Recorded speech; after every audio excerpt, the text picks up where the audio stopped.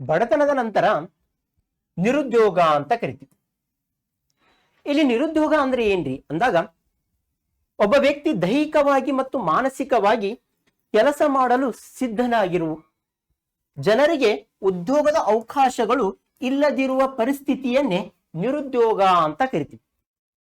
ಒಬ್ಬ ವ್ಯಕ್ತಿ ಅದನಂದ್ರ ಆತನು ದೈಹಿಕವಾಗಿ ಮತ್ತು ಮಾನಸಿಕವಾಗಿ ಕೆಲಸ ಮಾಡಲು ಸಿದ್ಧನಾಗಿದ್ದರೂ ಕೂಡ ಆತನಿಗೆ ಉದ್ಯೋಗದ ಅವಕಾಶಗಳು ಲಭ್ಯವಿಲ್ಲದಿದ್ದರೆ, ಉದ್ಯೋಗ ಸಿಗುತ್ತಾ ಇಲ್ಲದಿದ್ದರೆ ಅದೆಲ್ಲವನ್ನು ಏನಂತ ಕರಿತೀವಿ?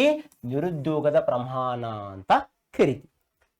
ನಮ್ಮ ದೇಶದಲ್ಲಿ ನಿರುದ್ಯೋಗಿಗಳ ಸಂಖ್ಯೆ ಯಾಕೆ ಹೆಚ್ಚಾಗ್ತಾ ಇದೆ ಅಂದ್ರ, ಉದ್ಯೋಗಗಳ ಪ್ರಮಾಣ ಏನಾಗ್ತಾ ಇಲ್ಲ ಅಥವಾ ಉದ್ಯೋಗದ ಸೃಷ್ಟಿಯ ಪ್ರಮಾಣ ಹೆಚ್ಚಳವಾಗ್ತಾ ಇಲ್ಲ. ದೇಶದ ಜನಸಂಖ್ಯೆ ಹೆಚ್ಚಾಗ್ತಾ ಇದೆ ಹೊರತು ಅಲ್ಲಿ ನಿರುದ್ಯೋಗಿಗಳ ಪ್ರಮಾಣಗಳು ಮತ್ತೇನಾಗ್ತಾವ್ರಿ? ಹೆಚ್ಚಳ ಉಂಟಾಗ್ತಾ ಇದ್ದಾವ. ಆ ನಿರುದ್ಯೋಗಿಗಳ ಪ್ರಮಾಣ ಕಡಿಮೆಯಾಗಬೇಕಾದ್ರೆ ನಮ್ಮ ದೇಶದಲ್ಲಿ ಉದ್ಯೋಗಗಳ ಪ್ರಮಾಣವು ಏನ್ ಮಾಡ್ಬೇಕ್ರಿ? ನಾವು ಹೆಚ್ಚಳ ಮಾಡಬೇಕು ಅಂತ ಹೇಳ್ತೀವಿ.